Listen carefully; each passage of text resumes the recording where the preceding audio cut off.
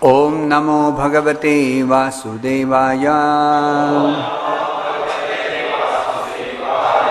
Reading from Srimad Bhagavatam, Canto 6, Chapter 5.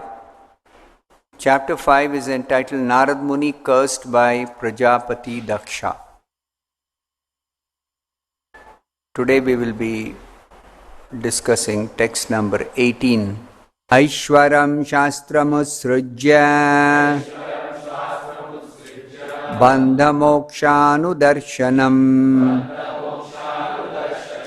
Viviktapadamajnaya Kimma Satkarmabhirbhaved. Translation and purport by His Divine Grace A.C. Bhaktivedanta Swami Prabhupada. Narada Muni had spoken of a swan. That swan is explained in this verse. The Vedic literatures, Shastras, vividly describe how to understand the Supreme Lord, the source of all material and spiritual energy. Indeed, they elaborately explain these two energies. The swan, Hamsa, is one who discriminates between matter and spirit, who accepts the essence of everything, and who explains the means of bondage and the means of liberation. The words of scriptures consist of variegated vibrations. If a foolish rascal leaves aside the study of these Shastras to engage in temporary activities, what will be the result? Purport by Srila Prabhupada. The Krishna consciousness movement is very eager to present Vedic literature in modern languages, especially Western languages such as English, French, and German. The leaders of the Western world, the Americans and Europeans, have become the idols of modern civilization because the Western people are very sophisticated in temporary activities for the advancement of material civilization. A sane man, however, can see that all such grand activities, although perhaps very important for temporary life, have nothing to do with eternal life. The entire world is imitating the materialistic civilization of the West, and therefore the Krishna consciousness movement is very much interested in giving the Western people knowledge by translating the original Sanskrit Vedic literatures into Western languages. The word Vivikta Padam refers to the path of logical discourses concerning the aim of life. If one does not discuss that which is important in life, one is put into darkness and must struggle for existence. What then is the benefit of his advancement in knowledge?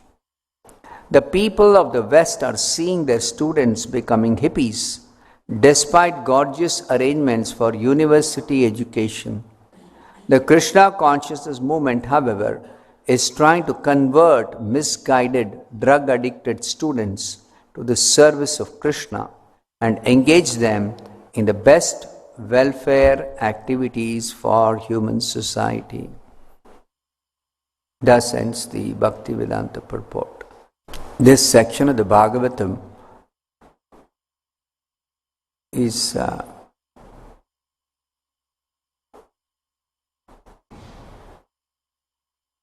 describing the instructions of Narada Muni to the Haryashvas.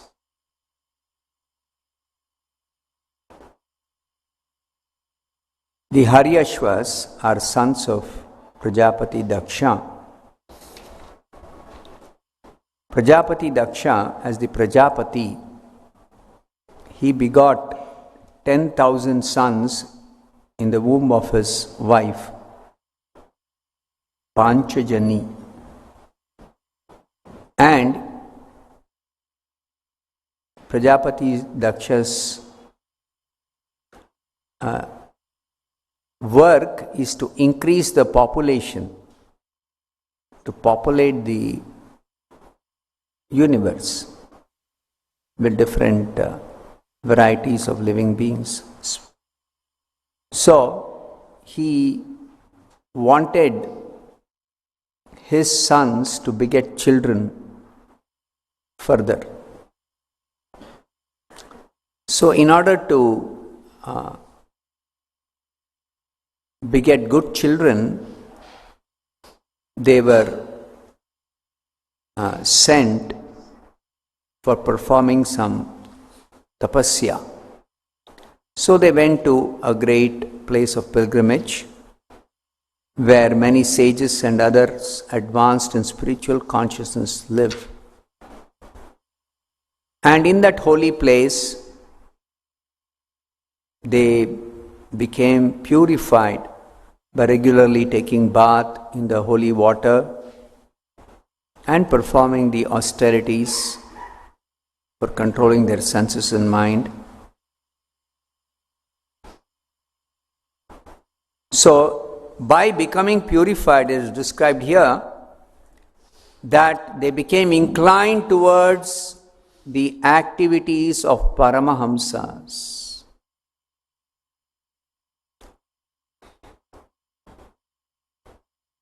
Dharme Paramahamsyecha Protpanna Matayo Apyuta. Highly inclined towards the activities of Paramahamsas. Who are Paramahamsas? Paramahamsas are the most intelligent persons who try to find out what is the real aim of life, what is the ultimate goal of life. And in trying to understand this goal of life, they are able to study the scriptures, the bona fide scriptures, which describe essentially two kinds of energies, matter and spirit. And the characteristics of matter, the characteristics of spirit, and the importance of spirit as compared to matter. That is also explained. So the Paramahamsas, when they understand this difference between matter and spirit, then they are simply interested in accepting the essence of everything, which is accepting the spiritual essence of everything in this world. So they are compared to Hamsa, swan.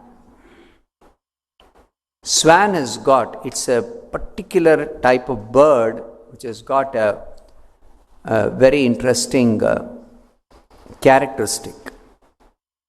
A swan can separate milk from a mixture of milk and water. Similarly, a Paramahamsa can separate the spirit from matter, or rather, a Paramahamsa accepts the spiritual essence of everything in this world, and thereby a Paramahamsa always remains on the spiritual platform without getting entangled in the material complexities, without getting entangled in Maya. But these Haryashvas, even though they were inclined for the activities of Paramahamsa, still, because their father had ordered them to beget children, to increase the progeny, increase the population, they were being very obedient to their father's order. They were getting ready to actually carry out their father's order. After doing so much of tapasya, purifying their intelligence and understanding the spiritual essence of everything, after all that, they were, it's described here, that they were about to get entangled in this business of begetting children and getting into family life. So Narada Muni approached them and he spoke to them. And what Narada Muni spoke to them is given here in 3 verses. This 5th chapter of 6th canto, verses 6, 7, 8. And because they were very intelligent, what is their understanding of what Narada Muni spoke? Actually, what Narada Muni spoke is very, very crisp and very short.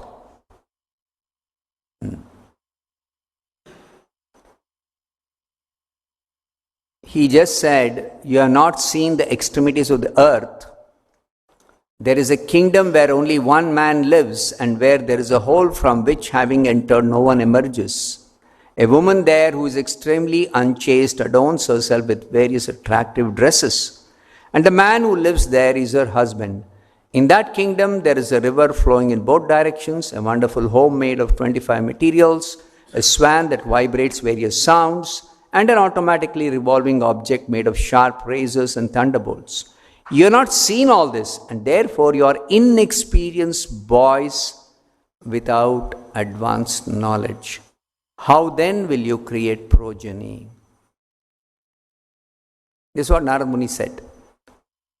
Now, what was the understanding of these Haryashvas for this cryptic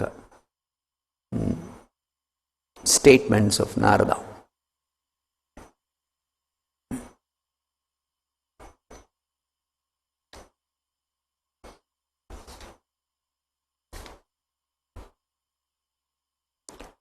And Narada also said, alas, your father is omniscient, but you do not know his actual order.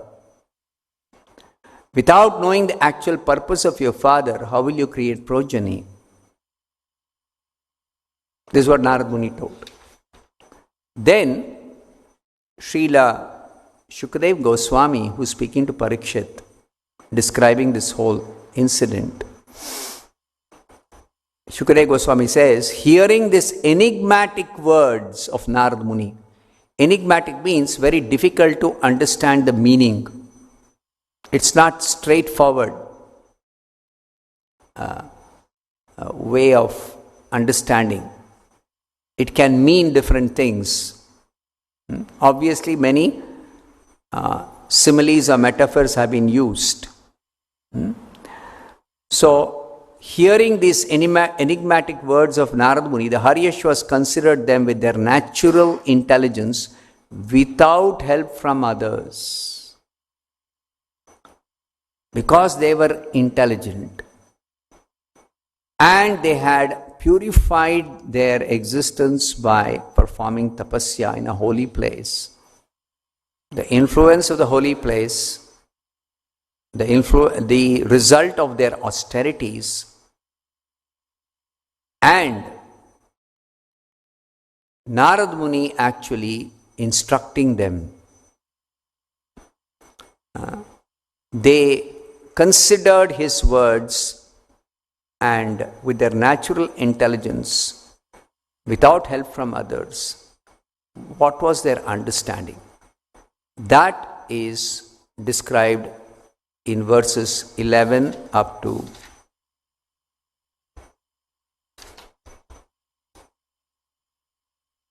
20.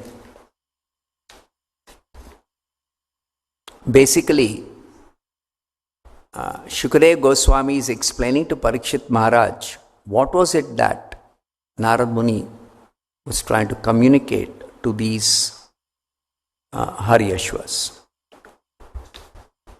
So in today's verse, Prabhupada is giving in brackets, Narada Muni had spoken of a swan. That swan is explained in this verse. What was the understanding of the Haryashvas of the swan referred to by Narada Muni? What was the swan that was referred to by Narada Muni? In that kingdom, there is a swan that vibrates various sounds. This is what Narada Muni had told. He described a kingdom, and in that kingdom, there is a swan that vibrates various sounds. So, the swan is described here by Shukadeva Goswami as understood by the Haryashvas. The swan is one who discriminates between matter and spirit, who accepts the essence of everything, and who explains the means of bondage and the means of liberation.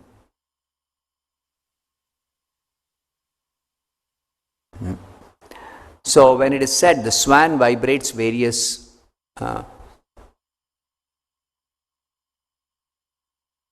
sounds, the swan vibrates various sounds, that's explained here. The words of scriptures consist of variegated vibrations. The Vedic literature, Shastras, that is there in human society, it vividly describes how to understand the Supreme Lord, the source of all material and spiritual energy. Indeed, they elaborately explain these two energies.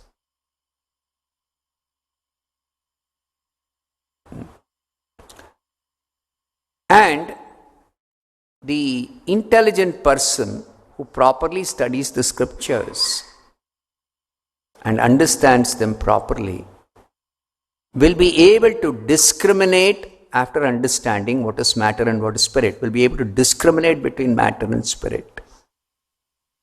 And after doing so, will accept the essence of everything, the spiritual essence of everything. And also able to understand what is the means of bondage and the means of liberation. If a person, instead of studying the scriptures, leaves aside this study of scriptures, instead becomes busy to engage in temporary activities, fruitive activities, then what will be the result? Kim asat karma bhir bhavet.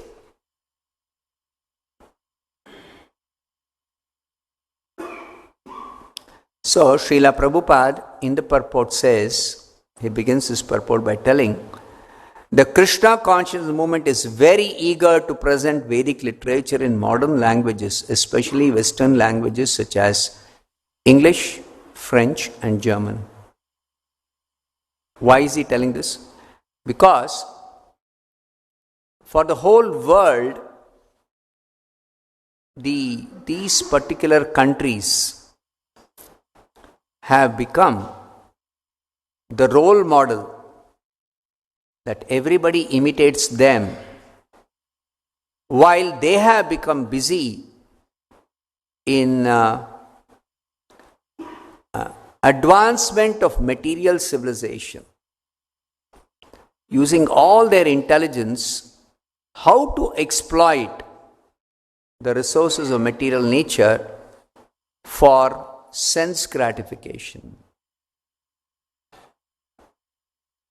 And all their intelligence is wasted in such temporary activities which are ultimately useless. So, Prabhupada says, the Americans and Europeans have become the idols of modern civilization. Idol means somebody who's admired, somebody who is appreciated very much, somebody who becomes a ideal to follow. So for the rest of the world, these Americans and Europeans who are busy using their intelligence for sense gratification, which is called the material advancement of civilization, people have all become busy with the same thing or trying to imitate the Western people. But Prabhupada says a sane man, a sober person,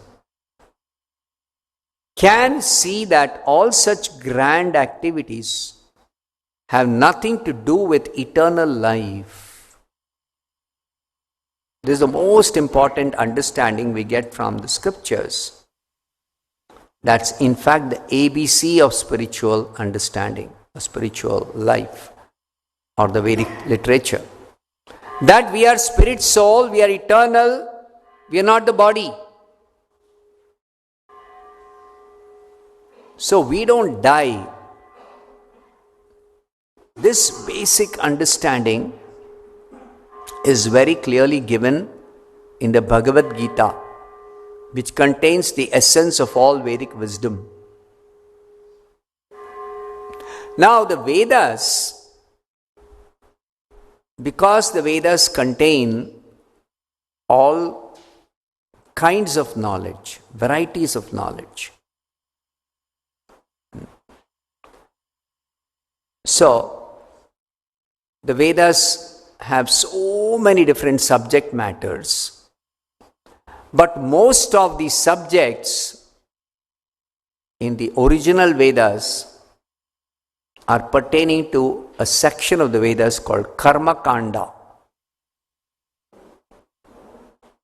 If you consider the sum total of all the verses in the original Vedas, you can say about 99.9% of all those verses are simply belonging to Karma Kanda section of the Vedas. And what is this Karma Kanda? How people can avoid sinful activities, which is the cause for all their suffering in this world, and in a pious way they can follow the Vedic directions for satisfaction of their material desires. And because people have so many varieties of material desires, the Vedas in this Karma Kanda section describe different types of pious activities by which they can fulfill all kinds of desires. Yajna, Dana, Tapa. All this is summarized in the Bhagavad Gita. That all these Karma Kanda activities ultimately lead to bondage, material bondage. And the essence of material existence is it is temporary and it is filled with miseries. So this wisdom that is given in the Bhagavad Gita very clearly, directly, is also explained in the Vedanta Sutra by Vyasadeva, who compiled all the Vedic literature. For intelligent people, Vyasadeva has compiled this Vedanta Sutra. So what is the Vedanta Sutra? The Vedanta Sutra is described in the 13th chapter of the Bhagavad Gita. Rishibhir bahudha gitam chandobhir vividai prithak Brahma Sutra padaishchaiva hetu madbhir vinishchitaihi. I think it's the 5th verse. Yeah, the 5th verse of the 13th chapter of Gita. The knowledge of the field of activities and of the knower of activities is described by various sages in various Vedic writings, especially in the Vedanta Sutra. Vedanta Sutra is same as Brahma Sutra, and is presented with all reasoning as to cause and effect. An intelligent person always analyzes anything in terms of cause and effect. Hetu madbhihi vinishchitaihi, and ascertain what is the cause of a certain effect. It's like you go to a doctor because you have some medical problem. So to solve that medical problem, a doctor will analyze as to the cause. What is the cause? And accordingly, based on his analysis of the cause, he'll prescribe some medicine or treatment or whatever to cure the disease or to solve the problem. So this is the intelligent approach to determine the cause of an effect of something that is happening. The essence of material existence is miseries, and people are busy trying to get rid of these miseries or avoid these miseries. But unless they find out the real cause of all these miseries, they can never become free from these miseries, because the miseries are of various kinds.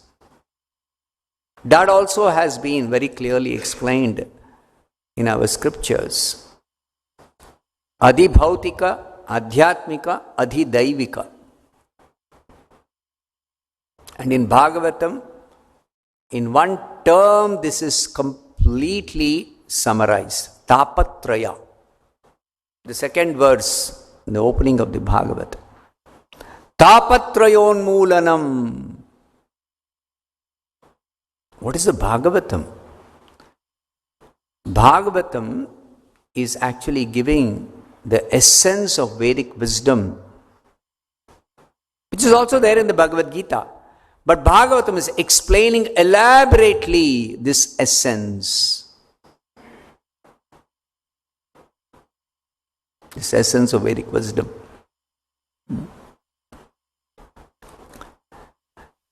And Bhagavatam explains in terms of cause and effect. Because Bhagavatam, like the Brahma Sutra or the Vedanta Sutra, is actually a commentary on that Vedanta Sutra.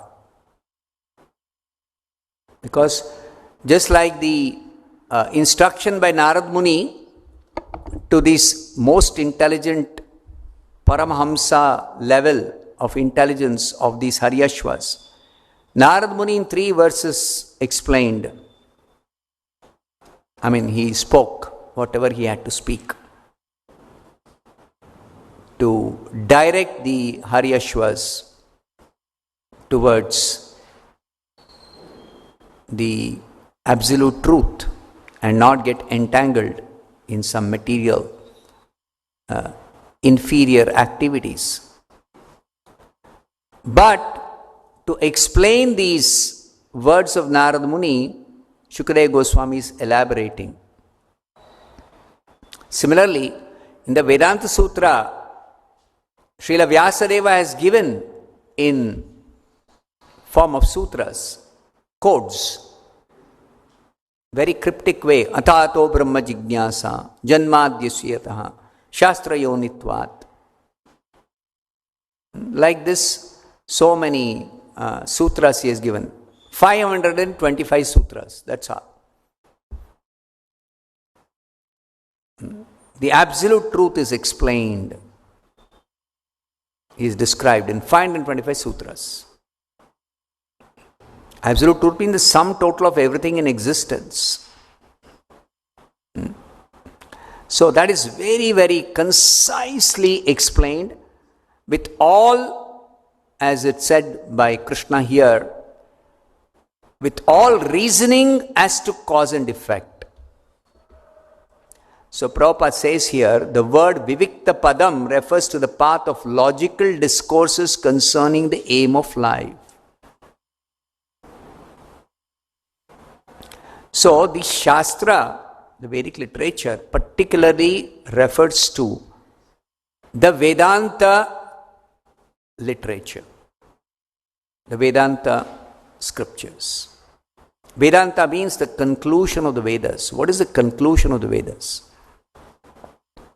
The conclusion of the Vedas is presented by Vyasadeva himself in the form of Upanishads. Upanishads are called Vedanta. They give the conclusion of the Vedas. And that, because there are many Upanishads, so Vyasadeva has summarized all those Upanishads in the Vedanta Sutra.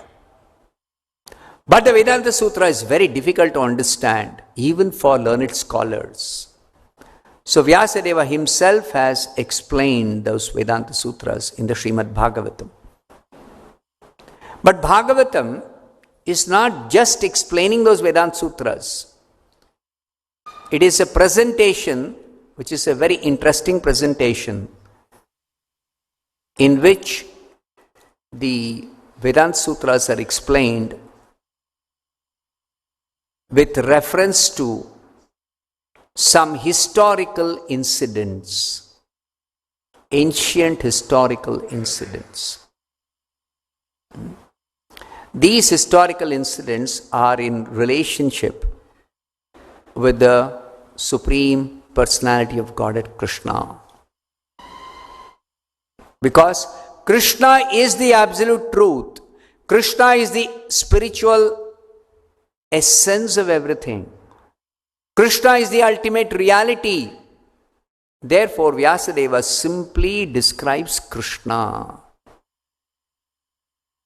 in the Srimad Bhagavatam.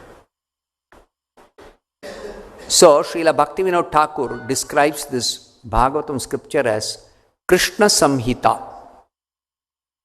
It is the particular Vedic literature which exclusively describes Krishna. Therefore, the Bhagavatam itself, it is described by Suta Goswami. This Bhagavatam is Amala Purana. Chaitanya Mahaprabhu points this out. There are so many Puranas, historical incidents being described in various literatures called Puranas. But of all the Puranas, this Bhagavata Purana is Amala Purana. It is a spotless Vedic literature because it does not contain anything about material subject matter. It contains purely spiritual subject matter, which is actually the only required thing for us. Nothing else is required. For a human being, it is sufficient to understand the spiritual subject matter. And since the spirit is the source of matter, so material necessities are automatically taken care of when we take care of our spiritual needs. when we attend to our spiritual needs, automatically material needs will be fulfilled. Just like when you take nice prasadam, prasadam certainly enriches your spiritual consciousness, but automatically it nourishes your body, your mind, your intelligence. Everything is automatically nourished. No separate endeavor is required to separately nourish the body, mind, intelligence. No need. So, that is the nature of this Bhagavatam, Amala Purana.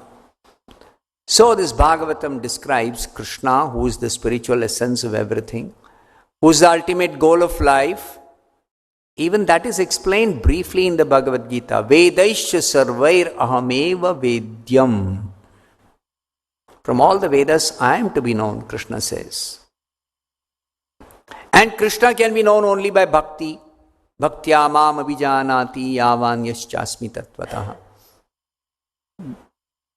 So, Bhagavad Gita contains very concisely the essence of the Vedic wisdom, but the Bhagavatam elaborates on that Vedic essential Vedic wisdom. And Bhagavatam is also very attractive and very sweet because Krishna's activities, Krishna's Leela is full of rasa. That also is described in the beginning of the Bhagavatam. What is that verse? The third verse. Nigama kalpataror galitam phalam shukamukhad amruta dravasamyutam pibata bhagavatam rasamalayam muhuraho rasika bhuvi bhavuka. So simultaneously, the Vedanta Sutra is explained and the activities which are full of rasa, they are presented in the Srimad Bhagavatam by the most learned Vyasadeva. Srimad Bhagavate Mahamuni Krute Kimva Paraihi. What is the need of any other literature when the Srimad Bhagavatam, which is compiled by Vidwan, Chakre Satvata Samhitam. In the 5th chapter, the first canto is described that Vyasadeva, the most learned Vyasadeva, he compiled the Bhagavatam. It is the Satvata Samhita. So if you study the Bhagavatam, Bhagavad Gita and Bhagavatam, Chaitanya Mahaprabhu said 2 scriptures are enough. Bhagavad Gita and Bhagavatam. That's all. Everything is there in the Bhagavad Gita and Bhagavatam.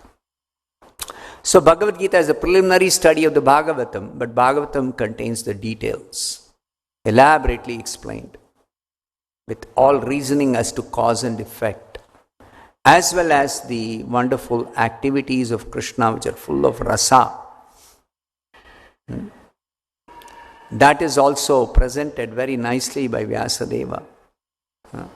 So one should not simply waste time in the human form of life in temporary, material, fruitive activities, which ultimately result in defeat of our human life. Because human life, we have developed intelligence. We have the ability to understand this. Who am I? What is this world? What is my source? Who is God? Why am I suffering? What is the permanent solution to all my problems? We can understand this. We can apply our intelligence and understand this. And then we can refrain from, when we understand this, we can refrain from all these useless, temporary, material, fruitive activities. Like the Haryashvas, it will be described, they changed their decision to simply engage in increasing the population. Instead, they decided to cultivate Krishna consciousness. So, like that, the study of the Bhagavatam actually can result in understanding the spiritual essence of everything in existence, and becoming Krishna conscious, we can pursue the real goal of life very easily, in a very interesting way, attractive way it is presented. So therefore, Prabhupada says, the Krishna consciousness movement is very eager to present Vedic literature in modern languages. Because if the leaders, they become enlightened in these particular literature, Bhagavad Gita and Bhagavatam especially, then the rest of the world who naturally are inclined to follow them, they will also follow and they will also become Krishna conscious. They will not waste time anymore in temporary fruitive activities. Otherwise, simply engaging in all kinds of material activities for sense gratification is simply a waste of time. They will only get more and more entangled and they will be baffled ultimately. Like Prabhupada says that instead of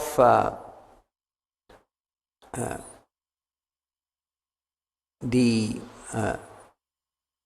students becoming hippies, despite gorgeous arrangements for university education. In America and Europe, they have the best universities. But where are the youth utilizing that facility? Most of the universities, the maximum number of students are those from the eastern countries, especially from India. So instead of trying to study, use their intelligence for studying, they are simply busy with sense gratification. So the Krishna conscious movement is trying to convert misguided, drug-addicted students to the service of Krishna and engage them in the best welfare activities for human society. Not only we become enlightened and we understand the purpose of life and we pursue that, but we also preach to the people, so to save them for simply wasting their time in material activities meant for sense gratification. I'll stop here. Grantaraj Srimad Bhagavatam ki jai, Srila Prabhupada ki jai.